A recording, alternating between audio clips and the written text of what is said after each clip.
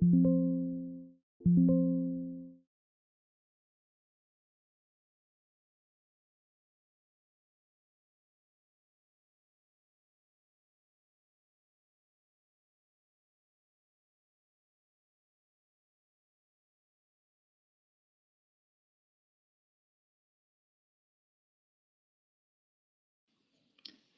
good morning, folks. How are you? Getting all kinds of opposition this week. Somebody don't want me talking. Mentor with a mouth never shuts up. Let's give folks a minute or two. I'm going to put it on mute for a second. I'm going to go make sure I have a fresh bottle of Fiji water next to me. It's going to be a short one, I promise you. Usually I say that stuff and we go on for a long, long, long time, but I don't. I don't have that much to say today.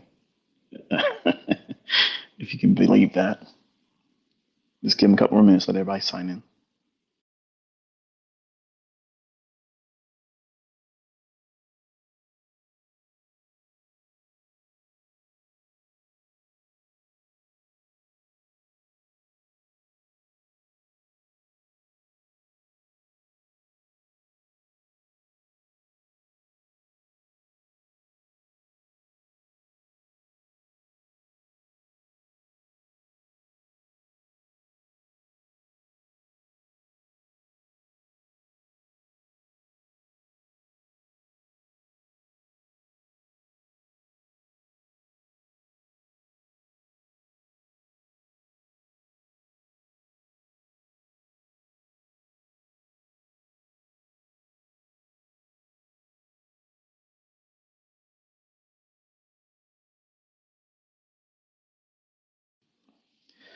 Alrighty. So it is Saturday, and obviously we had a pretty crazy technical week in the markets, and other things transpired. And I'm going to give you a couple things to consider and ponder over this weekend as we go into a new trading week and how they may impact you. What am I doing? What have I done? Um, I'm actually going to refer to something I don't make a habit of doing because I rarely ever have any kind of regrets. But I do have a regret, and we'll get into that in a moment. But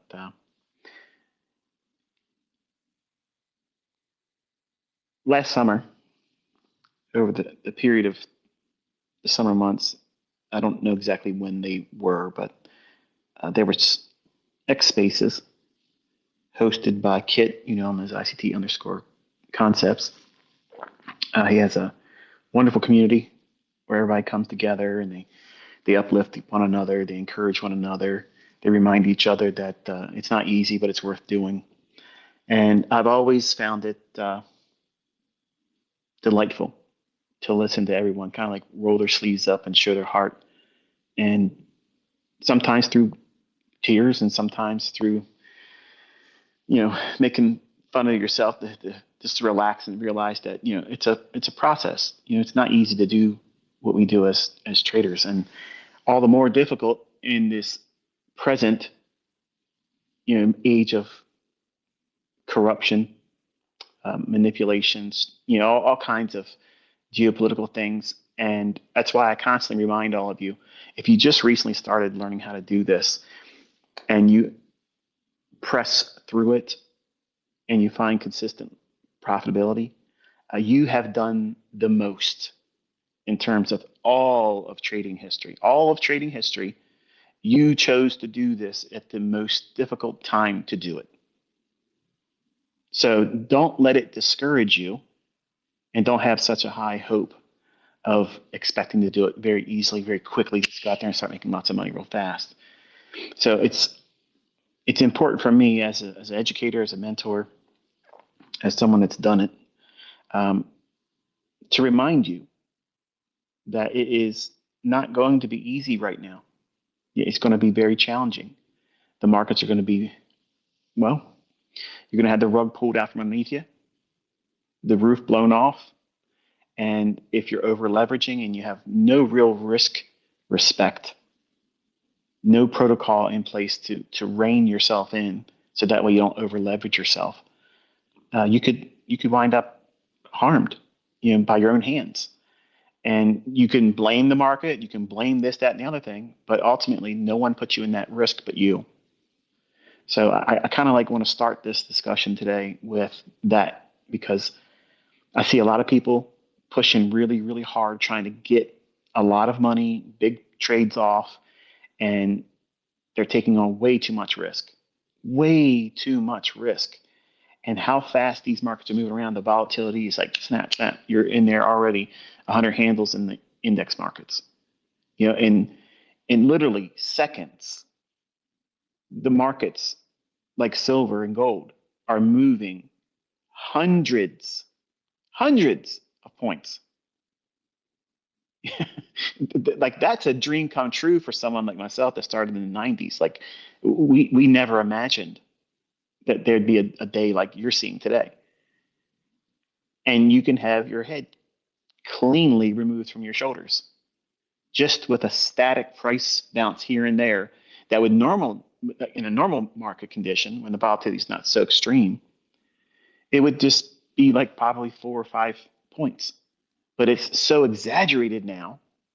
They know that there's a fevered pitch for people to get out there and trade and buy and buy and buy and buy and buy. So they keep extrapolating the measure of volatility. And that's not buying and selling pressure.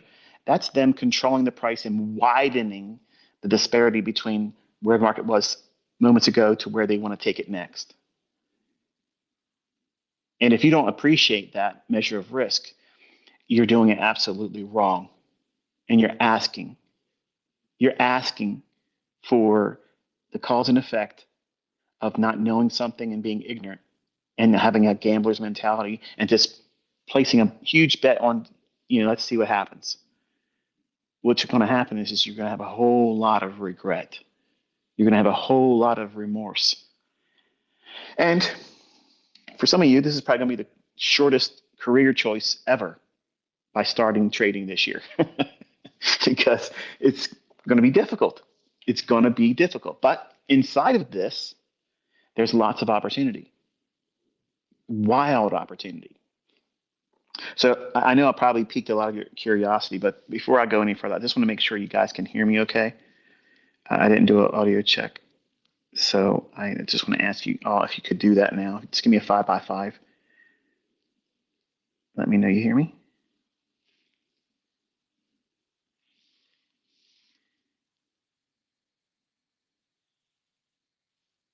Just looking for a couple of them to let me know you guys can hear me fine. Thank you, Short Fuse. Thank you, Adam. All right, so if you recall, over the summer, Kit was hosting his normal trader roundup and whatnot. Now, I think some of them were kind of like piggybacking on an X space that I may have done, but they're not always like that. He runs his own community, does his own thing. But sometimes, not all the time, but sometimes he would follow up, and he might do that today. And I'm actually encouraging him to do that today, actually, because I'm going to leave you with a couple questions, and I'd like to hear what all of you that are willing to share that, not just in a post back to me. I want to hear your voice. I want to hear your concerns. I want to hear the lack of concern if that's what you have. Like I want to put a voice behind the sentiment in response to the questions I'm going to pose today. But over the summer, I was telling everybody that gold and silver were going to go up, and I've been telling you for years that these things were to go up. I said it emphatically in 2019. I said it emphatically all throughout 2020, and here we are. Okay, and there wasn't many people out there saying that. And now people always said, buy gold, buy silver, it's an investment, it's real money, this and that. I'm not talking about that. I'm talking about people calling an extrapolated run up, a mega trade type thing. And I guess if you allow me to speak in a manner where I'm not trying to congratulate myself, I'm not trying to pat myself on the back. And if you listen to me today, you'll hear that I'm not wearing the ICT gimmick today. Okay, I'm talking to you as Michael. I'm not trying to be the entertainer, educator, trying to get y'all worked up in a froth and stuff. The stone cold in me in here today. Okay, I just want to make sure you understand that I want to talk to you sober mindedly, so that way you can hear me, understand what I'm saying, and don't just look at it and dismiss it as, oh, well, this guy. I want you to really understand what I'm going to speak on today. Because if you haven't been paying attention, it's going to be real obvious going forward now that you're going to see the things I told you. Okay? Don't worry, it's not a Bible study for some of you that are already worried about that. But I talked about how gold and silver were going to start going up a lot. And my private mentorship students would all be nodding there and say, yeah, he said all that stuff. He said all that. And I mentioned to you that it would be uncivilized for anyone that's holding gold and silver not to take profits. It doesn't mean go short. It doesn't mean exit all your positions. So I want you to understand that I'm not saying that I'm calling the top or that I called the top. In fact, I came out and said I was not calling the top. And that was at 102 and a half. I said, but you need to be taking something off if you're long. The reason why I felt inclined to talk about that and mention it, because you don't see me actively trying to put you in ideas about entering, going long or short on the metals, because the volatility is so high, and because a lot of you don't listen. You like to read into what I'm speaking, and you add things to something that I may or may not have implied or had in mind when I was speaking. Not everything I'm saying is a enigmatic riddle for you to figure out. Sometimes a language barrier exists because you're not from the States like I am, and I may use a cliche or an expression that you're not familiar with, and you may take that and read it from a translation, some kind of an application. A lot of you guys don't like when I do these Twitter Spaces because there's no way for you to hear in your own language, and I don't have a compensation for that, but I never put these things on my YouTube channel. There's dozens of people out there that do that. I just don't want to put it on my channel. Okay, so you're welcome to put every Twitter Space I've ever done, put it on your YouTube channel and get some grocery money off of it. I don't care. I don't care. People are going to listen to it. They're going to watch it. There'll be comments and whatever. But I think that when you understand what I was saying over the summer, the metal markets, while they are going to go up because there's a rush for a gold-backed currency, the BRICS nations have had this in mind. They've been working aggressively to try to do that, to unseat the dollar as the global reserve currency. And I don't think they're resting at all in that regard. I think that that's still very much underway. And our dollar is essentially toilet paper. Like there's really no value behind it anymore. We used to use oil as a way of propping it up, and we went over to Desert Storm, did all that stuff to control oil. We're down here in Venezuela taking their oil, and selling it, which I gotta tell you, I don't know how else to see that as we shouldn't be doing that. As a nation, we should not be doing that. That's theft. What would happen if Russia and China said, yeah, um, we don't like the governor of Texas, and we're not real fond of Trump, so we're just going to go down to Texas and just, we're just going to start selling the oil that Texas pumps out and Alaska pumps out.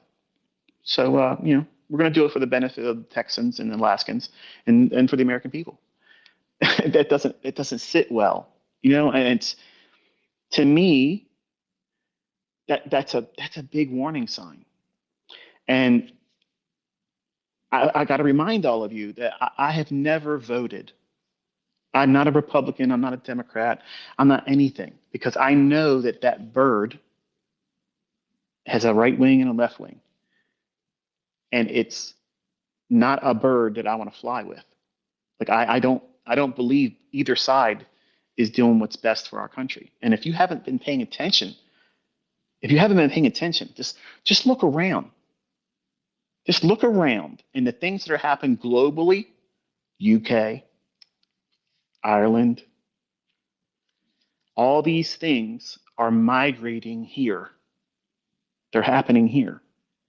And because this movement by the BRICS nations to have a gold backed currency, that in effect would absolutely make the, uh, the position that's been afforded to the dollar, the greenback, as a reserve currency. What what interest, what advantage would any nations have in doing business globally with our dollar if they can do it with a currency that's backed by gold? Because ours is no longer backed by gold. When Nixon took off the gold standard, you know, what's the currency worth then? Nothing. It's an illusion. We were promised that we were going to see an audit in Fort Knox to see how much gold's there. Isn't that interesting how that just went away? Like, what's going on? Like, where's the gold? I'm not convinced there's anything in there. And if there is, it's probably 14 karat plated. That's how because everything that's been going on since 2001, I have been looking at these things critically. And because I'm a person that speculates in the marketplace, I take that information and I translate into how they would utilize that in the markets. How could they manipulate the viewpoints of the average person on the street and then cause some kind of capitulation in the marketplace where the majority wouldn't expect it? And that creates opportunity. Before I subscribed to the idea that the markets are algorithmic, that's the mindset I had. It was always constantly, who's gonna get screwed over next. And I think that largely still is what goes on algorithmically. It's just done more efficiently. And just so you guys know, I know a lot of you are requesting to speak. I'm not Kit. Like I'm not going to have a conversation with any of you on my space because number one, it won't let me get through the content I want to speak on. But you're welcome if he has a space after this one. You can say whatever you want to say. I'll hear you, whether you agree or disagree, or if whatever you want to say about it, I will be listening to it. But I don't want to have a conversation with anybody one on one in my space because I like to have the things that are on my mind, and because I don't have anything written down, I want to have the continuity just come out organically. But I think that if we were to shift to a gold-backed dollar, if we went back on that as a gold standard, that would crush the movement of the BRICS nation. At least in the near term, it would make it, well, why bother? Because now let's go back to using the dollar because there's so much structure in place. Then here it is. Let's just resume this, and we won't completely abandon the BRICS nations idea, but it will just be a alternative if the dollar doesn't do, or the American government and its presidency and leadership and whatnot, if they don't follow through, then we can still use an alternative. But isn't it interesting that instead of tariffs and instead of all the things that we're being forced to do, pay, because we as the American people, we're paying the tariff. China's not paying it. All the other countries, they're not paying it. You are. And we're already illegally taxed more than we should. We pay tax on everything.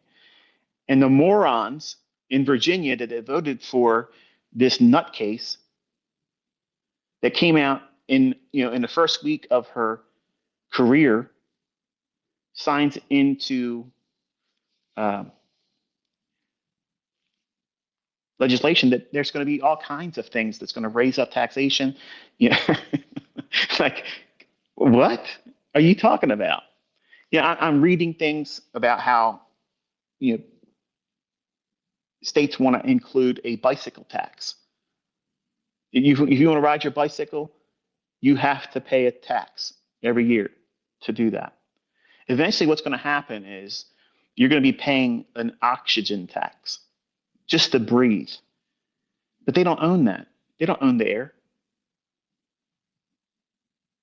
I'm telling you, I said it a couple years ago, the next big control thing is going to be water, fresh drinking water. They already created a contract for it. It's sitting just dormant, but they're moving towards that. And I talked about how 15-minute smart cities were the thing. That's the next thing you'd be watching for. Well, if you if you follow me, you saw that I put a little period so you can watch a video that I saw, and we talked about that a year and a half ago. We talked about a year and a half ago, and now look what's happening. You can't travel as you want more than this many miles, or then you're going to start being taxed. About 10 years ago, when I started seeing all of the intersections in my state have all these little cameras up, I thought to myself, this is a really good idea. Because if you think about it, 90% of car accidents occur in intersections. So to me, it would make it easy for us as a victim of an accident that we didn't have any calls in, we were a victim of. Someone runs a red light, someone does an illegal turn, something like that. Those cameras are recording everything. So I thought to myself, wow, how convenient. Like, they're doing a service for us. I didn't look at it as being intrusive. I didn't look at it as a control mechanism until years that went by, and I started thinking to myself, wait a minute, they're putting them up everywhere, like everywhere. So it's surveillance. And we're seeing now why all these things are popping up, because they're going to implement some more draconian procedures of control, taxation, and it's imprisonment. There's no other way around it. That's what it is. It's imprisonment. Like, who are they to tell us we can't travel and go wherever we want to go? We're not prisoners. We're already taxed so much. People can't even afford groceries. Their utility bill, off the charts. And they're talking about how they want to tax this, that, and the other thing. You order Amazon, well, you're going to pay even more. You're a fool, you're a moron, and you buy DoorDash, they're going to tax you even more on top of that. Why are they entitled to that? Why do they think they're entitled to that? Because what they're doing is they're squeezing all of you and me. I'm not exempt from this. But this is what I'm seeing. I'm seeing these incredibly overreaching control measures that if you're just happy-go-lucky walking through this place thinking that, you're trading, you're running a little prop firm account, you're getting a little bit of money here, getting a little bit of bread in your pocket, getting some people to like you on social media and think you're living a life, you need to wake up, man. Like, you need to wake up. There's some dark, dark stuff going on. And everybody in leadership is part of it. Like, the asylum, patients are running the asylum. They're governing us. They're governing us. These mad people, these crazy people, these lunatics, these pedophiles, okay? They're all complicit. And now you have all these files being dropped, okay? I ain't looking at none of that stuff.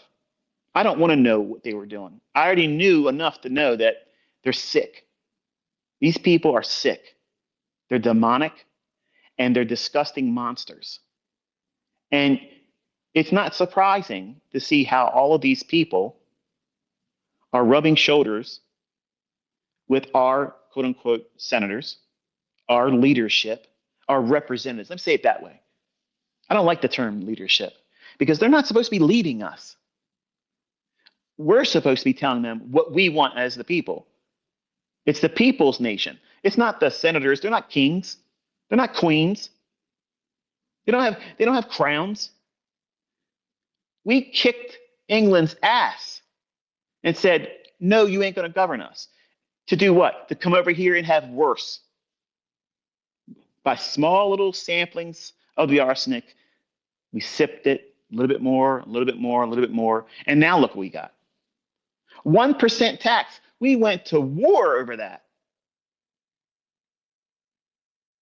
Look what you're paying right now. Look at your paycheck. Look what you have to spend to get anything while spending what you got left over. And they're taxing you more. They're preparing even more. And they're going to say that you can't do this, that, and the other thing. All of these fires, they're direct energy weapons because they want that property. They want that real estate. They want that. That's what they want to do in Gaza. That's what they want that for. That's what they want it for. The same thing they did over there in Hawaii, the same thing they did in Southern California. That's what's going on. If they burn it all out, they come in, buy it up on the cheap, pennies on the dollar, and they put in smart cities. Well, that's interesting. That's interesting.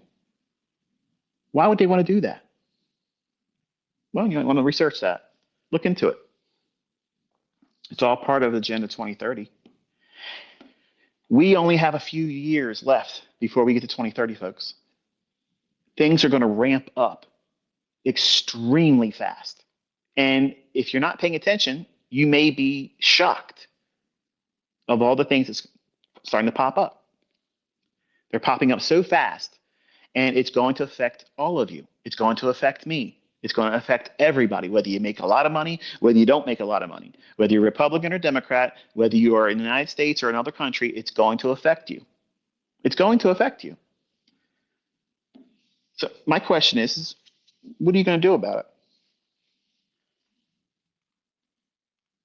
What is it you're going to do? What have you done? Are you going to not go on vacation? You're not going to travel because you're going to be taxed because the cameras are recording everything about your car, your travels. And now because you traveled more than X amount of miles in a year, now they're going to penalize you. What does that sound like to you? Did you vote for that? Did anyone that you voted for or their opposition, did they tell you out front, this is where we're going, this is what we're going to implement? No, they're just doing it. Why? Because they've seen since 2001, they can blow up buildings and tell you somebody flew some planes in there and did it. And you bit, chewed, and swallowed. Hook, line, and sinker. You believed it. I believed it too when it first happened. I believed it was outside of our own country. I don't believe that now. I can't listen to this guy. Go ahead, just go and go have a wonderful weekend. Be safe. Enjoy your and enjoy your family. I wish you nothing but the best. But I warned you what this stuff was going to be about today. Okay. Silver market. I said that you want to take your profits because they don't have enough of it. They don't have enough of it. It's what happened when in the 80s, two brothers got together and they cornered the silver market. And when it came to realization that there wasn't enough silver to come to delivery, collapse. Now, right now, there is a fundamental, real need, a real supply and demand factor for silver. Telephone, cell phone makers, and the batteries that go in them, they have discovered that the lithium that is problematic, sometimes it can leak and cause explosions and catch fire. They've been looking for alternative ways to combat that. And they discovered by laying a small little layer of silver, it prevents that from happening. So now what does that create? How many people have cell phones? A lot of people, right? How often are they buying a new cell phone? Well, if you're like me, when I was carrying it around all the time. I know you think I'm carrying my phone around a lot. I'm not. It's only when I'm sitting down and I have a moment of whatever it is I'm doing, I'm working on. I'll have a thought jump in my head and I'll post a tweet. And then there it is. I'm not sitting on there hovering over top of it. But there was a time when I was running mentorship, I constantly had it on next to me because I was looking for feedback from students. I told them, look, reach out to me on Twitter if you're having an issue with your account, whatnot. That was a way for me to have constant, immediate feedback because email wasn't efficient. But I would drop my phone and they would break. So what am I going to do? I'm going to go buy another phone. How many phones have you bought in the last 3 years? The last 5 years? Now do that by billions of people around the world. So now we have a real supply and demand with demand with little supply of silver. And China making the most cell phones, they're going to be doing what? They're going to be buying lots of it. So we have silver going up, as I mentioned last year, and for the last several years, it's gone up, up, up, up, up. And I said it would be uncivilized for any of you not to take some profits here because we're at a range where there's a lot of institutions that have been trying to sell short silver because the paper market is manipulated. It's been manipulated and held back artificially for decades. For decades.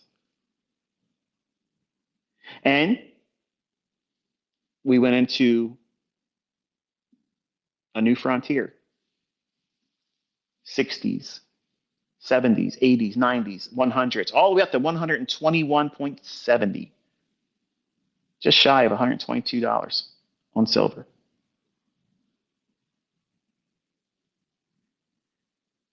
Now they're going to tell you it's because Trump picked a new Fed chairman that's hawkish, not so dovish. And they're going to want to raise interest rates.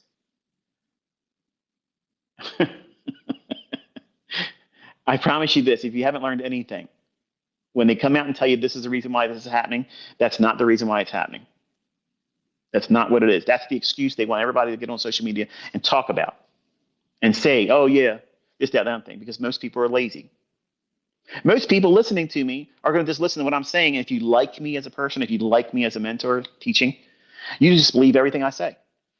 And I don't want you to do that. I want you to look at the things I say and see if there's evidence to support my opinion, because that's what it is. It's an opinion. Don't believe anything you hear. Investigate it yourself. Look at it. Be an independent, critical thinker. Don't adopt somebody else's opinion, especially mine. When I was younger, I thought I knew everything, and I didn't know anything at all. But because I could make money, I thought I was smart. I was not smart. And I still don't think of myself as highly superior intellectually. I'm no smarter than anyone else. But I've been paying attention since 2001, and the things that have been transpiring, not only in our own country, but everywhere else, it's marching to this one centralization of global governance. And how can they wrestle and wrangle everybody's participation? Well, it has to be by force because there's going to be people like me, maybe some of you, that we're just not going to be willing to submit to these types of things. I'm not going to do it. I'm just simply not going to do it. I'm not. So I'm not going to conform to it. The bottom line is we have a constitution here. Okay.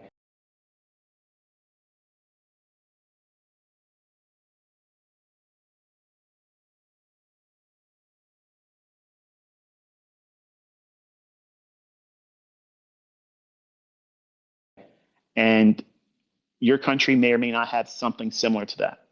But here in the United States, we have a constitution. We have a Bill of Rights. And they have dumbed down our society here where most of these individuals don't even know what the Constitution says or what the Bill of Rights gives them in terms of protections. They don't know it. They don't know their rights. They don't know what's going on right now is an infringement on those rights. And that's what they've been doing. They've been slowly diluting the gene pool and allowing them to feel like they're social justice warrior, getting out there, standing, get out there and make a stand. You're actually fighting for the undermining of your own rights. You don't even see it because you're stupid. They've made you stupid. They've blinded you with a sense of, well, you're significant. You're significant when you get out there in the street and act like a fool. You're significant when you burn your own neighborhoods down, your own citizens, neighbors, businesses that are in your own neighborhoods. You're burning them down. It makes you feel significant. You're justified. You're an idiot. You're doing everything they want you to do.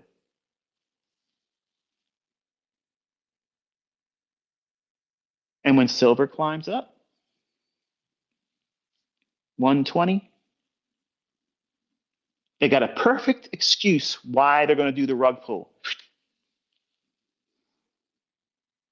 Because they don't have the silver to deliver that. They don't have it. What happens if silver is at these inflated prices? Because lots of purchases have been made and delivery is expected. In other words, the people that want to buy it, large conglomerates like Samsung and other cell phone companies that make the batteries that go in them, they need the silver. They need it.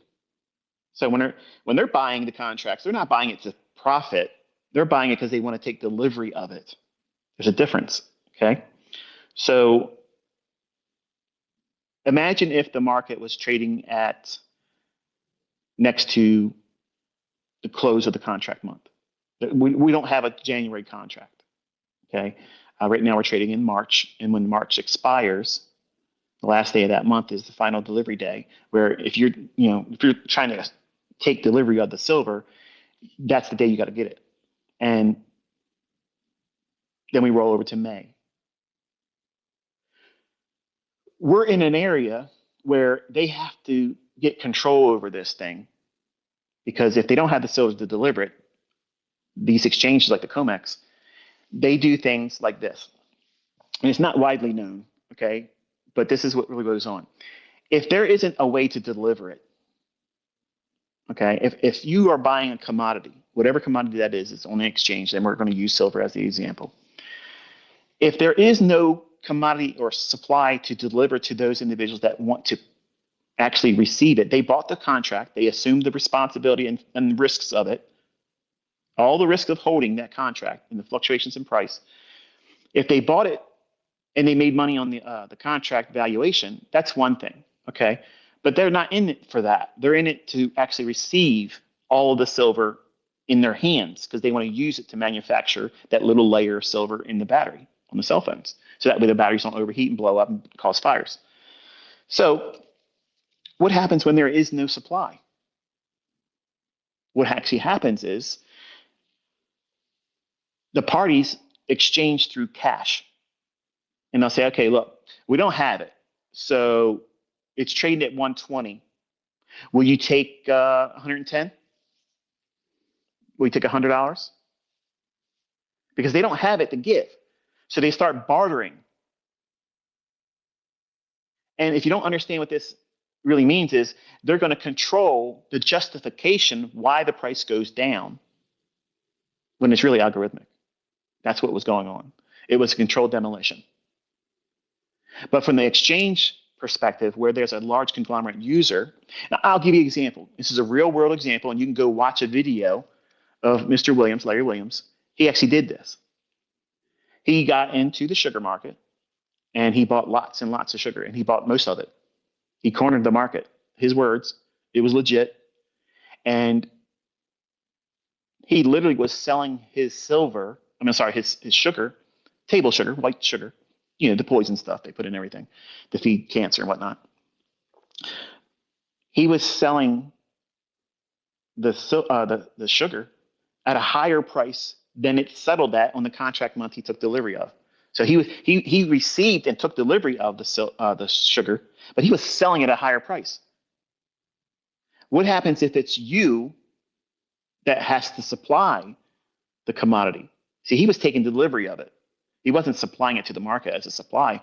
He was a consumer buying it. He wanted to buy it because he felt it was a worthwhile investment for him to just keep buying, buying, buying, buying. He cornered it. Actually, took most of the sugar on delivery on that contract month. Not my words. That's his words. He did it. Okay. So what actually happens at the exchange level is the parties start bartering on the cash market. We can't deliver the silver, so we'll just pay you in the difference in cash. So panic sets in. Well, I can't get the silver. I need the silver. So what they'll do is they'll drop the price lower, and they'll barter, and they'll control the spot price like that. That's the perfect justification why it's going down. So you have that controlled demolition of price going lower, lower, lower, lower, lower, lower, lower, lower, and it just smashes everything. But it creates the perfect justification for why they can get silver back down into a controlled price range. Now you're not going to see that in trading books. You're not going to see somebody get out there on the internet and explain here in the chart. But that's what's going on, folks. Okay, I told you before. A lot of you guys out there, you simply don't know shit. You don't know anything. You don't know anything. And it's important for you to know that we're in an age of so much corruption. When have you ever seen a market literally lose $250,000 inside of 2 days? All you had to do, all you had to do is be short one contract and you won the Robbins Cup. You're done. One trade, you're done. It's over. It's done. Now, let me tell you what my regret is.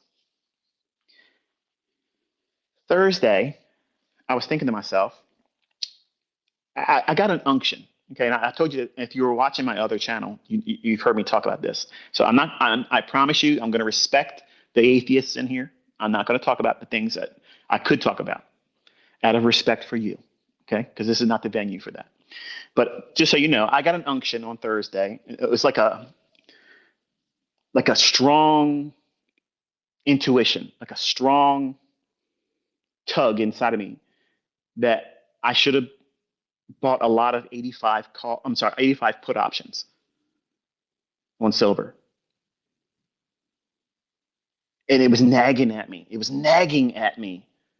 And I was like, nah, I'm not gonna do it. I'm not gonna do it. And man, I've been asked all the time, have I ever regretted not buying Bitcoin? Hell no. That's the beast system. I'm not going to do anything with that. I won't care. I don't care what it does. I will never, ever, ever, ever, ever trade crypto. Never. Absolutely not. I've never regretted not buying that. I do, I do regret not buying 85 puts because they were dirt cheap. Dirt cheap. And on Monday, they're going to be ridiculous. I could have made millions of dollars just over a weekend and not lose any sleep over it. So that's one regret. I can't look back and say, I regret I missed that move. I don't have any missed move regrets. I have regrets of not managing the trade or getting out when I should have, or holding too much of a position and getting hurt. Those types of regrets, obviously, that comes with anybody. But I've never regretted missing a move. But I did miss silver. I had an unction to buy 85 puts. They were far out of the money puts when we were trading at 120. I was saying to myself, man, it's so unlikely, and nobody's expecting that. And I'm telling you all to take some profits, take some profits. If you look at the daily chart, there's some inefficiencies down in there, and I thought to myself, they could drop it down there before March's expiration. Even if I got 14 days still left, of the time decay is going to be ridiculous. But still, if they're going to pull against the people that are long, that would be a wonderful way of doing it. Now, am I saying I saw them dropping that much? No, I just said it to you. I was expecting it to come down some, but not to see them do it all in one 24-hour span of time. So where am I getting with all this? Tighten your tinfoil hats up a little bit, okay? We are at a time where they don't give a rip what you understand about them anymore. They literally just dropped all those files. There it is. And everybody is in it. What are you going to do about it? Nothing.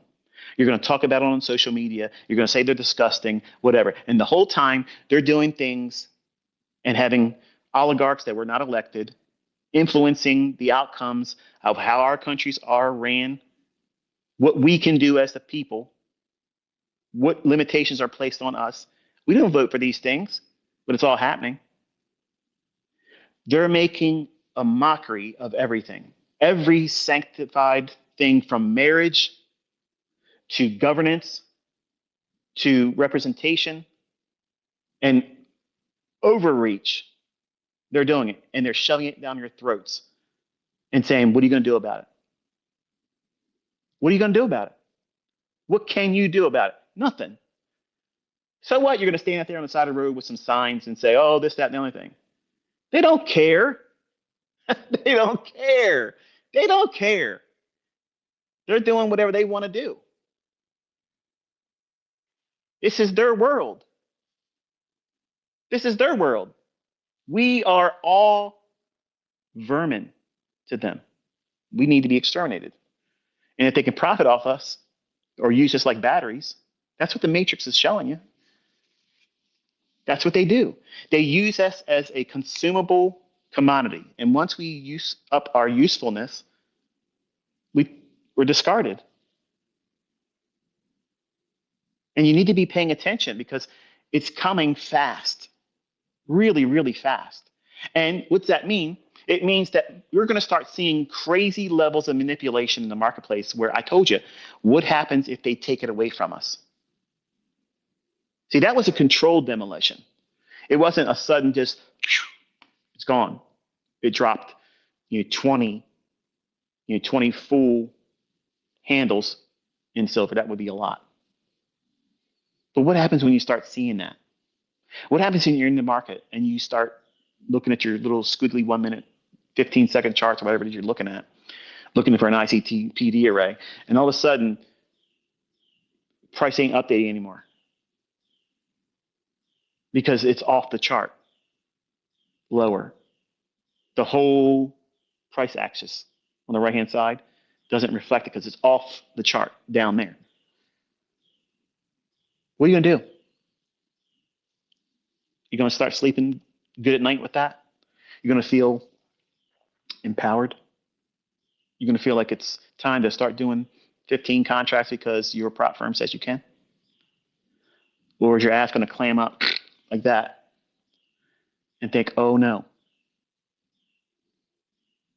Because we are in the last bastion of free enterprise, folks. We are in the perfect business. There's nothing better than trading. There's absolutely nothing better than speculation with a model that's consistent and you have control over your emotions and psychology and you're not wigging out over everything. There's nothing better than this. And you think with all the stuff that they're doing all around the world, you honestly think that they're not going to come for this too? It's coming. That day of reckoning is coming. The closer we get to 2030, they have to have all these things in place. They've sworn to a agenda that this has to happen. They need this in place, which makes me wonder, why is it that year? What's so special about that year? Think about that. Why does everything have to be in place by that year? And why is all the nations around the world walking in lockstep with it? You may think you're listening to your leaders that you voted for, and you think they're not part of that. Look around. Look closely. You will start seeing them doing that. They don't care who sees it now. They only have a little bit of time. They're going to still do everything they're going to do, and they're going to do it roughshod. And it's going to affect the markets. That's my point. That's my point. It's going to start causing moves in the marketplace that are going to be wildly extreme, exaggerated, And no one's talking about this. And I warned you about this 2 summers ago. I said, think about this now. Think, what are you going to do if you can't trade? What are you going to do? What alternative do you have? Now, some of you are going to be like, well, maximum pessimism. It's going to kick in like, well, at that point, I don't care, bro. This is all I got left. That's not true. That's not true. But you need to be thinking what you can do, what kind of other hustle you can do. Don't be sitting back just assuming that trading is going to be like, I'll give you a perfect example. There's lots of influencers right now that are making lots and lots of money. These prop firms are making lots and lots of money. But what do you think is going to happen when the market caves in and becomes next to impossible to trade? Or, I know it doesn't seem likely, but what happens if they just say, you're no longer allowed to do it unless you're a professional? You know, that little thing you have to do every year with your brokerage firm? You have to sign a form and do it every single year. Are you a professional or a non-professional? You don't see it coming, but it's going to be able to say, you're not a professional, so you can't participate. Oops. But my optimal trade entry. But my zircon model. So what? You're going to do it their way or you're not going to do it at all. See, right now, everybody's just making their money, getting paid out. They're getting little affiliate commissions, buying out cars, buying stupid stuff, completely oblivious to what's coming. But I promise you, these same people are going to be on their live streams crying with real tears, complaining about, dude, who would have knew? Like, who could have saw this coming? You all know. And I'm not saying this so you can mock them later on, but I'm telling you, they're all going to feel stupid. Because there's going to come a day, real soon, that these same influencers that are making hand over fist, and the folks, let me explain something to you. There ain't, you add up all the influencers out there, all of them, and all their affiliate marketing, all that stuff, they don't come close to me. Period. So I'm not looking at any of them with envy. I could care less. They're finally getting a little bit of money. Okay, a little bit of money. A couple million here, a couple million there, that's nothing. When their meal ticket is done, they will be nothing again. And it's going to come down on them like a weight. And it's going to smother them. And they're going to take themselves to their live streams and they're going to be crying to you because they're not going to be able to wrestle with, they can't do it anymore. People aren't going to be paying for these prop firms because the market will not be afforded to them. The positions will be too astronomical in terms of risk. You can't see this, but I see it coming. I see it coming. Now, there's a lot of you that are going to say, you know, this is wild. Like this guy's, he's nuts. Okay. You're welcome to that opinion. You're welcome to that opinion. And if you get on, if Kit does a space and you think that that's what this is, I'll listen to you. I'll probably laugh at you and I ain't going to ridicule you. I ain't going to troll you.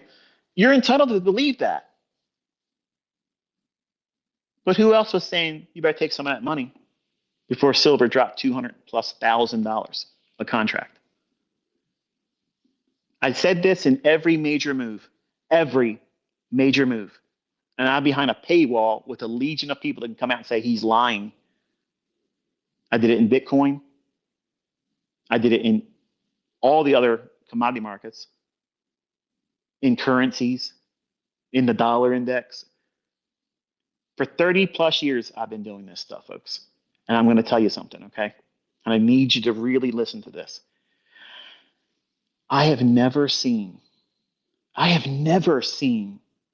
a market environment like we have right now. And I studied decades of market activity before I even started trading in 1992. I paid for data that reached back as far as data can go. And there has never been a market environment like right now. And you listen to these 20-year-olds that come in and say, bro, you know, this, that, and like they're stupid. They're stupid. They literally think they know everything. And I know what that feels like because I was a 20-year-old making lots of money thinking I knew everything. You make a couple $1,000 and you think you know everything. Mr. Kid Ego. You're going to tell somebody, listen here, old man. Listen here, old man. This old man paid more taxes in the last quarter of last year than you'll ever make in your friggin' life. Okay? That's the way it is. That's the way it is. But you listen to these people that are influencing you, and they're trying to get you revved up to worship them. I don't want you worshiping me. I don't want you listening to me and believing just because I said it. I want you to take the initiative and say, let me just take a look at this. Let me just look into this and see if there's anything that I need to be concerned about. That's all I'm asking you to do, folks. I'm here in a non-monetized setting. If you're listening to this, it's because I've given permission for everybody that wants to do it. They can put it up there on their Spotify. They can put it up on their YouTube channel. They can do whatever they want to do. They can monetize it. I don't care. I just got to get it off my chest. Nothing but my genuine concern towards you is the only motivation for me to speak to you like this. But there's nobody else out there saying these things. And I'm telling you, I couldn't sleep last night. This is what's on my mind. And I wrestled with not even talking about it at all. And it's like gnawing in my gut. Like, you better say it. You better say it. It's the same feeling. I'm going to be honest with you. It's the same feeling that I had in July of 2019 and in October of 2019. When I came out there, I was the only person that came out and said something wild, something worse than 2011 is coming. And you better get yourself ready because it's going to affect everything. And what happened? March of 2020, the whole world stopped. And they said, you can't do what you want to do. You can't do this. You can't do that. You better wear a mask and you better stay 6 feet separated. That was a beta test. That was an IQ test. That's what that was, folks. But I didn't understand why I was being pushed inside of me to say it. As I was saying it, I had no idea where that stuff was coming from. But everything happened. That same feeling is the same thing I had all night long. And I told you there's going to be a day that you're probably not going to be able to trade. Something's going to affect it. Something's going to interrupt it. Something's going to prevent it. And I told you when that happens, I don't have an answer for that. And I honestly believe that we're now crossing that.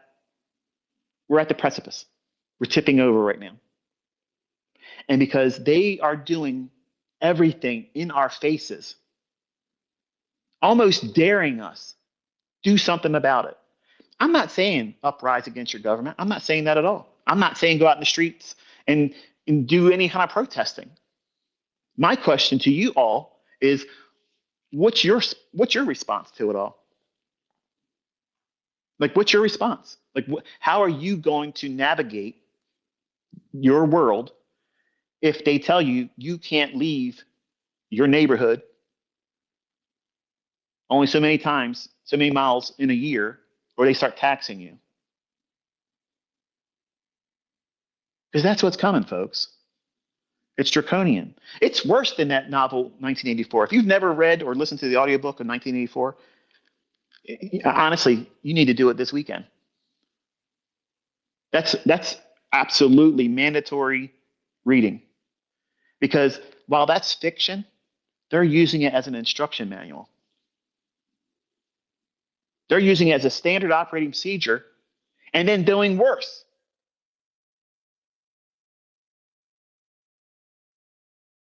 We have midterms coming up in November. I'm going to be honest with you. I don't know. I don't know, man. I think what they're creating is right now it's cold. And those people up there in Minnesota, majority of them are being paid to be there. It's already proven. It's already been proven. I know you guys, some of you people are just you're respecting me as the mentor, so you don't say really what you want to say. And you don't believe what I just said. You believe that they're organic. These are people, these are homegrown people. They're just fed up with the government. They're fed up with ICE. They're fed up with this. Listen, I'm not defending ICE. I'm not defending Trump. I'm not vilifying them.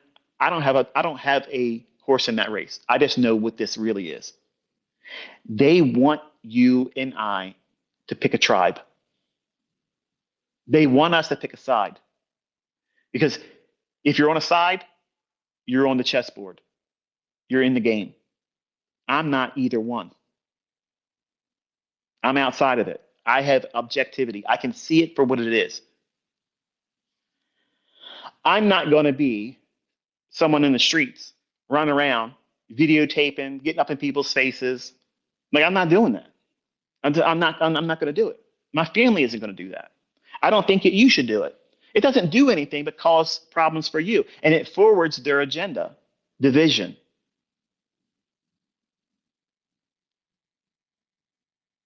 My opinion, my solution is don't comply. Just don't comply. Don't make a spectacle of yourself so that way you're going to be made an example because that's what they're looking for. They want to crush any form of opposition. Regardless of what, okay, let's play devil's advocate for a moment. Okay. Let's say that what I think's happening happens this summer. It's really, really cold up there. People are getting paid $12,000 a week by billionaires all around the world to do what they're doing. I don't care if you don't believe me. Do the research.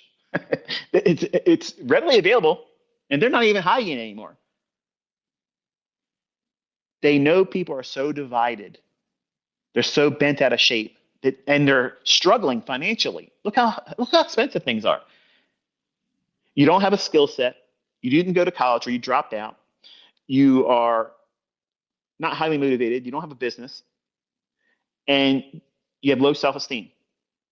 And someone says, "I'll pay you $12,000 a week to go act a fool." Oh, I'll do that. Sure, yes. Who wouldn't do that?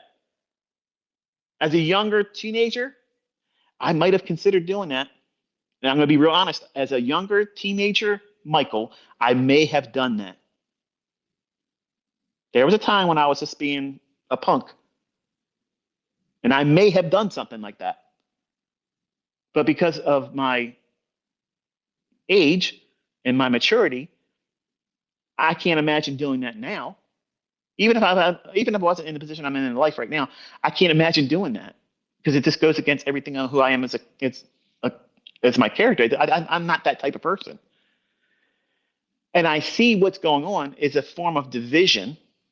And when these, I expected it during Biden, but I saw it coming in Obama. I said, we're going to start seeing the military in the streets. My kids looked at me like, you're crazy. My wife even told me, like, okay, listen, you've never been political. Where is this coming from? I said, I don't even know. But I'm telling you, we're going to see the military in the street. He gets in office. He starts making a move on the smelters. That means the people that are manufacturing ammunition. And I ramped up buying guns. And I started really building my collection then. If you don't own a firearm, I think you should have one. It's your right to have one. Okay. And even if I lived in another country where it's not so quote unquote legal, I'd have one. I would. I don't care. It'd be buried somewhere in a hollow of a tree somewhere. It's going to be where I can get to it.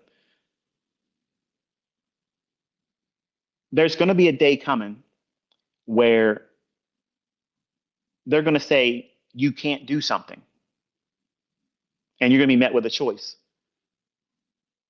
Is that in your best interest? Is that best for your safety and security? And I know my decisions are going to be. I know what my family's decisions are going to be. But we're not going to get out there and act a fool and be part of the tribe mentality. You against us against you. Because that's what these billionaires around the world, these Luciferians, okay, that's what they are. That's who runs the algorithm. That's who put it all together. That's what they're doing. Everything is ran algorithmically. And they're trying to run us the same way, but we are organic. We have free will. We have a decision-making mechanism that says, you know what? Yeah, I'm not going to do that. There's no override for that. So how they force that on us? Control. That's why they tax us. If they can print money and give it to other countries in the United States, just blow millions and billions of dollars every single week, they're just throwing money around, then we're overtaxed and we don't need to pay taxes. So why are they taxing us? For control. You don't listen to us, you don't pay your property tax, we'll take your home. Trump said, I want lower housing costs. Now he gets in this term, I don't want prices to go down. I want them to go higher. What is that? Nobody can afford the homes now. Nobody can afford the interest rates on the mortgages right now. And who's suffering? The people that aren't making any more money, but their home values are going up. Wow, if I was selling my house and other people could afford it, that'd be a wonderful thing. But now what are you expected to do? You're expected to pay the state rent through property taxes. And if you don't pay that property tax, we call rent, your home that you own, that you already paid for, and you paid taxes when you purchased it, we're going to take your home. We're going to give you a year to pay that money back because that's a mafia shakedown. And we're going to give somebody an opportunity to hold a lien, a tax lien against that property for the amount owed in taxes for 1 year. And if you don't pay it, they get your house for what they paid for in that tax lien plus the fees. That's a tax lien certificate. And you don't think that they're doing that to most people? They're securing a lot of properties like that. The people that are involved in the government, they do that. The lists are so hard to get.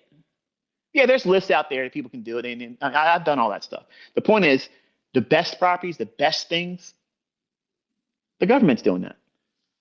And now you have BlackRock going around for the last decade or so, accumulating all these houses. And now the guy from BlackRock, he's now the leader, the president of the World Economic Forum. And the new Fed chairman that Trump just tapped the shoulder of, look into where he's from. You're worried about he's hawkish, he's dovish. No. He's from the Bilderbergers. He's World Economic Forum. He's part of the club. The dude, it's checkmate. Okay, that's where we're at. That's what's coming. Like they are going to put serious stuff in motion. And when the weather breaks and the weather's a little bit nicer, they won't have to pay so much to get people out there. And other people are going to want to be out there because they're struggling even more. And when the fair weather protesters come out, and they're in every state, it's going to be crazy. And what is everybody going to want to have happen? Because I already hear some of my neighbors saying it. Man, if they start doing that around our houses, I hope they lock us down, put us in martial law, and clean up everything. What did you just say? What did you just say? You just said, institute martial law, take away my liberties and my freedoms, and take away my constitutional right and my Bill of Rights away from me, and curfew me. They're creating the problem because they already had the solution in mind, martial law. And a lot of you young guys out there and young gals, you just don't see it coming. You hear an old man talking. That's all you hear. You hear somebody talking and you don't see any relevance to you. You're just trying to get your bread.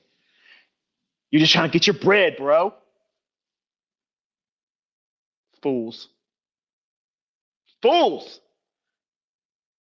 You have no idea what's coming. Completely oblivious. Only worried about the right now, today. Have no idea what's coming down the pike. They're bringing in people from other countries to destabilize Western culture, civilized nations that don't have these problems, and now they're destabilizing them. There's a faction, a division, you versus us versus you, when it was never there before. We got past all the white versus the black. In the country here, is there racism? Absolutely, there's racism, but it's not extreme like it used to be. When I was growing up in our neighborhood, it was straight up racism. They hung Confederate flags off their houses. They drove around on their cars. It was hanging off the back of their pickup trucks. They made it very loud and proud. They didn't care. That's the way it was. It wasn't like that. That's why I had to hide all my friendships with my black friends. Where breakdancing came up when I was a kid, rap came up when I was a kid, and I had to hide that stuff from my family because they weren't gonna tolerate that. But I wasn't gonna stop being friends and doing the things I wanted to do. I didn't give a shit. I was gonna do what I wanted to do. So I didn't listen to my mom and dad. My grandparents is called that way. Bottom line is that I didn't want to listen to them just because they thought of that way of thinking. That means I subscribe to it. So we got past all the white and black stuff. So now what they got to do? They got to create something worse. Let's bring in an extreme view of culture, third world nation thinking. Let's flood the nations with that stuff. Where these people that are coming in, they're not trying to assimilate. They're going to shit on the sidewalk. They're going to come after your people, rape them, do whatever you want them to do because they don't have any usefulness for laws. They have no concern for being civilized. They've never been held to that standard before. So now they're coming in here to get in all these subsidies. It's a perfect storm. And we're watching these people come in, get a free ride. Get a free ride while you're struggling just to make ends meet. They got the best health care. They get a free cell phone. They get money, free housing. And when they do something wrong, they don't go to prison. You drive too fast, 5 miles an hour over the speed limit, they're going to screw your ass to the wall. All by design, because they want you to look around and take inventory. They're getting away with murder, literally. And here you are trying to do the right thing. You pay your taxes. You don't like it, but you're doing it. You go to work. You hate your boss. You put up with fucking Carl. You're putting up with all the bullshit that comes along with it. You're putting up with all of it, but you're still doing it on the straight and narrow. You're paying your taxes. You're doing everything legally. And they're telling you they're going to tax you more. How about fucking taking some of the subsidies away? How about that? How about a timeline that says, you know what? You're on welfare. This is going to upset some of you. I don't give two shits about it because I grew up on welfare. Okay? If you are trying to live off like leeches, like parasites, off the taxpayer's dime, and you have no incentive of bettering yourself and taking an initiative to get off your fucking lazy asses and do something to make money on your own and support your own fucking kids, you're a piece of shit. You deserve nothing beyond a realistic. Now, what's realistic? 9 months to a year. I think somebody that was on subsidies, I think at the maximum 1 year. I think that's fair. I think that's fair. If you have another kid, fuck you. You're off the program. Forget about it. And if you think differently, go fuck yourself. You're the problem. You are the problem if you think that way. You see all these opportunities that's been afforded to everyone. Everyone. And what have you been doing? If you're on subsidies, you don't want to change that. You don't want to upset that apple cart. You're getting free housing or next to nothing in terms of rent. You don't want to mess that up. And all it takes is me to vote a certain way.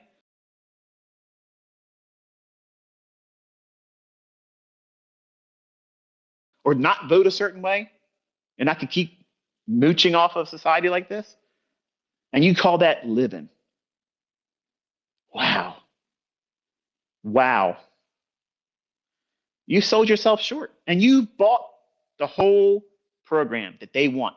They want lazy mentality, so that way you can think, yeah, I don't have to have a job. I'm getting all my money given to me. I don't have to pay that much in rent. So think about the perfect illusion they've created for you. If you're on subsidies, your rent's not extreme, even though you're getting a little bit of money, but you're getting grocery money, cell phones given to you, health care is covered, You have the best health care. You have the same health care that these senators have. That's top notch.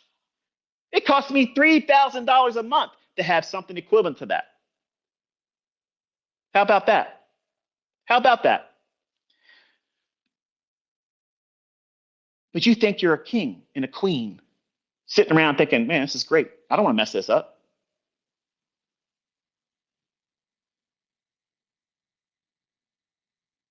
But you're watching live streamers proving that they can make millions of dollars a year and they ain't got to be on welfare. They ain't got to ask for a subsidy. They ain't got to worry about if they want to have more kids, can they get another tax credit for their kid? They ain't got to worry about hiding their father or their children in the household, but claiming they don't know where he's at. And ain't black folks doing this too. It's everybody. White, Indian, Chinese. Everybody knows that it's a free-for-all over here, and they've been piling them in. The stuff that they found in Minnesota, that's going on in every fucking state. Every state! It's been going on a long time. Long time. Decades of it. And they don't give a shit. That woman they just put in the office down in Virginia, she's already making legislation to protect. So there's no reason to be fearful of doing it down there. Think about that. It's crazy town. It's straight crazy town. And I know that the weaker people out there are going to get nuts over this stuff, and they're going to start doing things illegal. They're going to go out in the streets and cause a problem. They're going to harm other people. They're going to do stupid stuff. They're going to pull a 1776 moment and regret it. And regret it. They have things you're going to see this summer. Okay, I'm going to tell you right now, here's what's going to happen. You're going to start seeing the things that they have in place where they've used in other countries on other people. They have these devices where they're literally able to basically microwave you standing in the spot you're at right now. It's so much pain. It feels like you're being microwaved. It feels like you're standing on the surface of the sun. That's the kind of stuff they're going to be putting on people. Okay? They want you to understand. And the clearest way of doing that is letting people get so upset they go into the streets. And then they will use these devices on them. And if you're contemplating joining that kind of stuff, either side of the war, whatever tribe or side you pick, it's the losing side, folks. You're not going to change anything. The outcome is what they want. You're just pawns. You're going to be used for the movement to keep it going. And the end result is lockdown. That's what it is. It's martial law, complete and utter control. You better do it this way. You better do it that way. And when we go to a digital currency, you can't buy or sell unless it's approved. What are you going to do then? What are you going to do? Because that's what they're marshaling us into. They're just corralling us smaller into the fence. And everybody's distracted by those people are the problem. It's our governments and the asinine things that they're trying to implement. That their overlords, which are Luciferians, they're perpetuating these things. And you're going to see them boldly doing things in the marketplace. That's going to be crazy. Crazy. And they don't care what your opinion of it is. They don't care. They don't care. They're going to manipulate the market so bad, so aggressively. They're going to take the last bastion of you being able to do whatever you want to do and how you want to live, because there's nothing else left, folks. Real estate used to be hot, used to be great. It's not as easy to do it anymore. There isn't a lot of people out there that have lots of money that want to buy homes with the interest rates they have right now. Most people can't even afford their home right now. They've been moving other members of their home, their family into their homes just to make their ends meet. I support other members because they can't keep up with their bills. And I have to listen to family members, the husbands of my family members, cry to me, say that they can't support their own family and they feel less of a man. Like I get it. Like I get it. I understand that. I'm the one dishing it out. I'm not complaining about it, but I see it firsthand in my own family tree.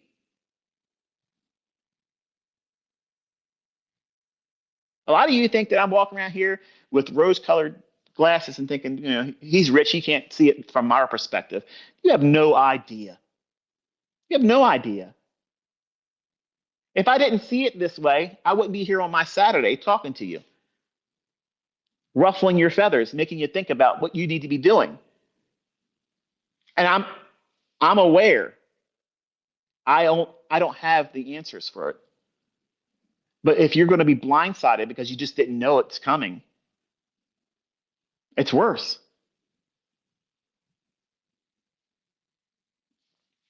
I get a lot of people all the time, in the comment section, and I'm certainly going to get, comments sent to me on my YouTube channel in whatever video they can leave a comment on. And they'll say, if you think that there's a way out of this because of the way you believe, then why buy stuff? Why stock up our house? Why get food? Why get water? Why get extra oil filters and oil for your cars? That way you can do your own oil changes. Because I don't know everything, folks. I know a lot of you really think that I have some superior intellect and I'm not a genius. Like I'm not that smart. But I know what I see coming, and the same unction I had in 2016 when I told you Trump was going to get elected, and I want to watch and see what's going on. I want you to think about something. I am going to go back on my word here and say something because I want you to understand something. In Daniel, there's a verse that talks about how this person is going to come on the scene. He's going to have so much influence over everything and everyone, and he's going to be lawless. He's going to do whatever he wants to do. He's not going to care what anybody says, and he's already a rich person, and he's described as a stout man, and he's unlike anybody else before him. Okay, so he's a different kind of a person, and his wealth, he's amassed this wealth because he believed in the God of fortresses. And if you do a little research on that, it's the equivalent of building buildings or real estate. And I'll let you connect the dots on what you think about that. But there's something going on right now that people need to be aware of. Okay. And it's not just a local backyard type thing, it's something global. Global. And if you can't see it, to me, that's astonishing. And if you haven't made your house ready, that means, you know, start living your life beyond just what you can afford and spend money on for the likes of someone else that you don't even ever meet. When you see that little heart underneath people's posts on X, mine included, what are you really clicking that for? When I click it, I want the people to know that I felt what they posted was either funny, it was entertaining, it made me smile, or they may be reaching out because they just want someone just give me a moment with you because I have respect for you. Do you see me? Do you see me talking to you? Because I don't ever see you talk to me. And I know sometimes people just want to have a connection like that. And I'll put a little heart on it. That's not for you to go out there and say, ICT, Michael, he replied to me with a heart and make a big to do about it. That makes me uncomfortable because I'm just a person. I'm not a celebrity. I'm not special. Okay. So it kind of ruins the whole thing when you do that. That's why I don't like to do a lot of the things that you want me to do in this relationship between mentor, influencer, and someone that's interested in the person being that individual, namely me. But when you press that heart button or that like, what are you hoping to get out of that? So I'm going to tell you from the perspective of an influencer, someone that's got a large following, there's a lot of people out there that will do pretty much anything to get to where I'm at because I can sell my name, I can do affiliate marketing, and I could be making millions of dollars every single month. And I turn them all down. No one has an affiliate with me because I don't want to be owned by anyone. I'm not an employee. I don't want anybody having control over me. God has control over me, but that's it. And sometimes I wrestle with him and I have to repent and just like I'm going to be done with this. I said words I didn't want to say when I first started. But I'm emotionally attached to a lot of you because I know beyond just your screen name, I know a lot of you. Now, I haven't had dinner with you, but I've heard your life story. You've communicated with me over a number of years. You've kept in touch with me. I've seen your face. I've seen videos where you literally sat down with me with your family, weeping and telling me that you've gained a measure of lifestyle, struggling through what you learned from me, and now you've attained something. And your family's proud of you. You're proud of yourself. I'm proud of you. I have a connection with a lot of you. Okay. And those things are not, you're not of you that don't know that or don't see those things. You're not entitled to that. That's my reward. You didn't do anything to earn those testimonies. That's just for me. Me, my wife, and my children, we get to watch these people share their life with us in a safe way where they feel comforted that I'm not going to go out there and blast them out there and say, look at this is what they did. I have so many other successful students that just don't want to be in the limelight. They don't want to be out there as a spectacle. But for the people that want to be like that, and when you're aspiring to do those types of things, when you're liking my posts or liking other people's posts, take a moment and think about, why are you doing that? What's the motivation behind that?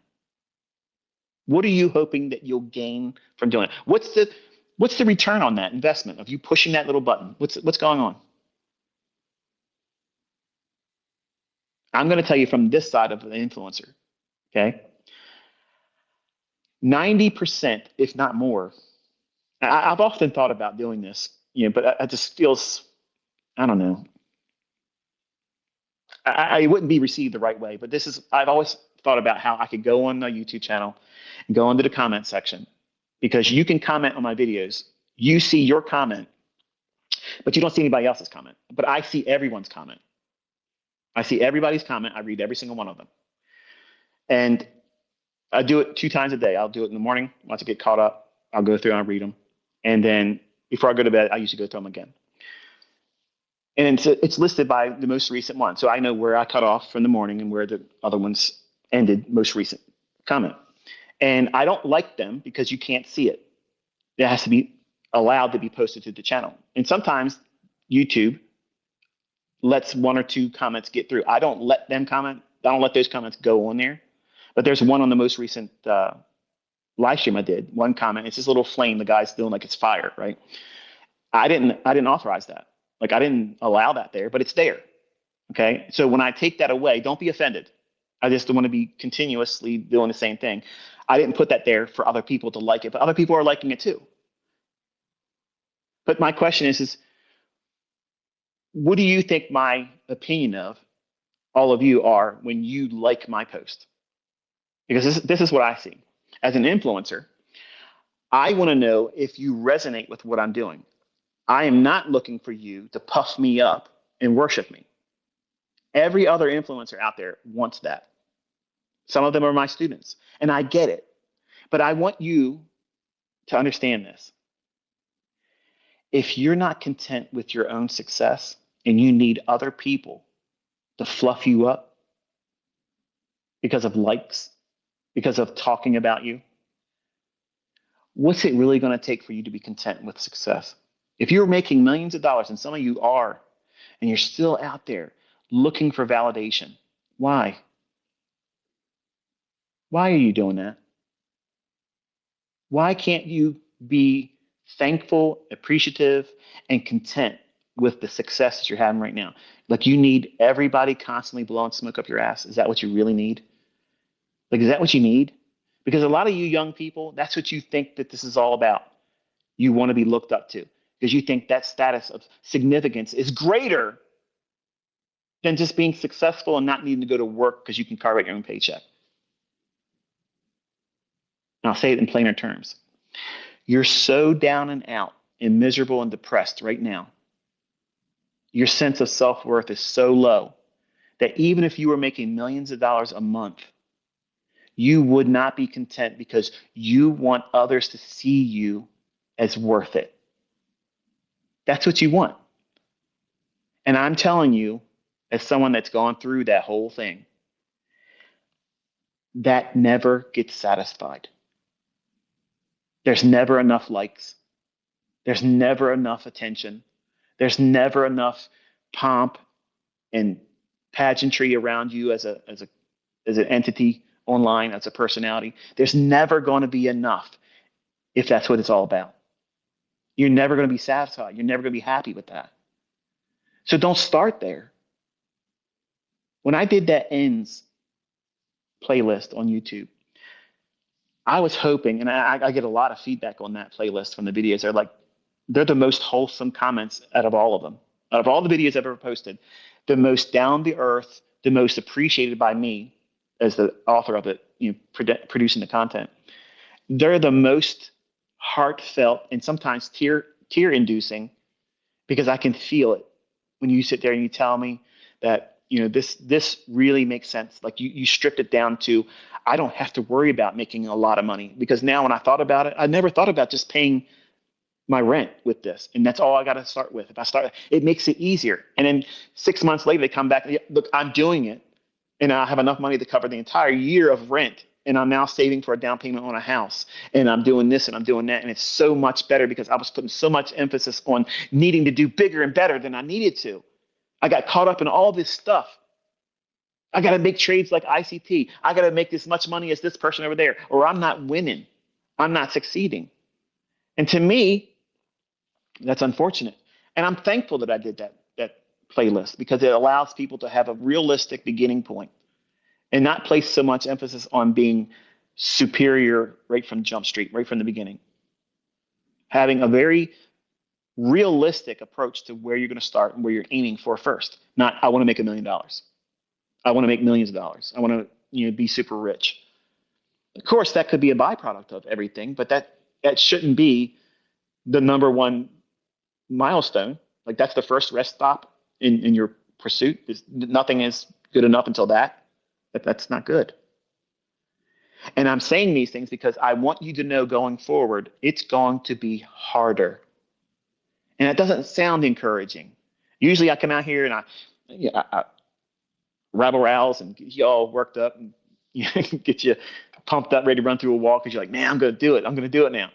I want you to just be aware that we now cross the Rubicon. And it's going to be, we're never going back. Let's put it that way. We're never going back to regular. That's obvious. And they have so many things in place now. They're going to make a run on everyone that's making money by their own efforts in the marketplace. And they've already contemplated taxation on unrealized profits. If you never heard about that, do research on that because they're trying to get that going too. That means you got to pay taxes on positions you haven't even closed out yet. Now, I'm going to say this in closing. Imagine you were long silver from 55, 64, 75, 86, and you ran all the way up above 102. And then they had laws in place, legislation in place that says it's time for you to pay taxes on those unrealized gains right now. And you paid the taxes because you want to be a law-abiding citizen. You don't do anything wrong. And silver did what it did. You don't see a problem with that? Because that's what they're trying to do. That's what they're trying to do. So you'll pay taxes on losses. You don't think you're going to be driven mad with that? Going crazy? Losing everything? Not being able to pay for your mortgage anymore? or the property taxes on it, so BlackRock can come in and scoop that up too. 2030, you're not allowed to have private property. Research that agenda. It's a World Economic Forum agenda. That means every nation is walking in lockstep to get that stuff going on. Do not believe there's a couple countries. No, no. Just like they have the tribe mentality in our streets right now, in our countries, there has to be quote unquote opposition countries. Otherwise, it's not as effective of winning over the thoughts and minds of others. I can't go and say, well, I'm going to move to Russia. I'm not doing that. I'm not thinking to myself, I'm going to move to China to avoid this. No, I'm not doing that either. I'm not looking at other countries and saying it's a better country, because it's going to be everywhere. It's going to be everywhere. But my question I wanted to raise to you is, what's your thoughts? Because I'm sure some of you are smarter than I am. You're probably going to have some ideas I don't have yet, or probably never will, as a response to some of these things if it came to your front door. If it ends up happening in your country, in your neighborhood, in your neck of the woods, if you will, how are you going to work with this? Like, how are you going to combat it? What type of response are you going to have? What happens if trading is taken away from you? Maybe not forever, but let's say for a length of time that you're going to feel it. What would you do in that situation? What happens if you can't make ends meet for 6 to 9 to 12 months, or maybe a little bit longer than that because of disruption? What are you going to do in that situation? I mean, you're making money right now with your job. You're making money with your trading. You're making money with your affiliate codes. Wonderful. I'm thankful. And I hope in Jesus' name that you have more of that. But what happens if it gets disrupted for a length of time? Do you have enough in your house that would keep you sustained for up to a year? If not, why not? Because it doesn't seem reasonable. There's too many other things that's more fun to share on the internet. Look at this car I just got. Let me just unveil my car. Look at this. Put some hearts underneath my post. Let me get some engagements. Here's the watch I just spent too much money on. Here's the shoes I just spent too much money on. Here's a Pokemon fucking card that I just spent way too much money on. That's where we're at, folks. What's those things? What were they called? Oh, it's escaping me. Help me, Lord. NFT? NFT, I think it was. I don't know. Something. These pictures, and people were stupidly buying these things, like it was a signed Babe Ruth card. I was telling my sons, I'm like, I remember when you guys used to be in Yu-Gi-Oh and Pokemon. Like, let me tell you something right now. If Caleb would have had every one of his cards still today, there's no telling how much money he could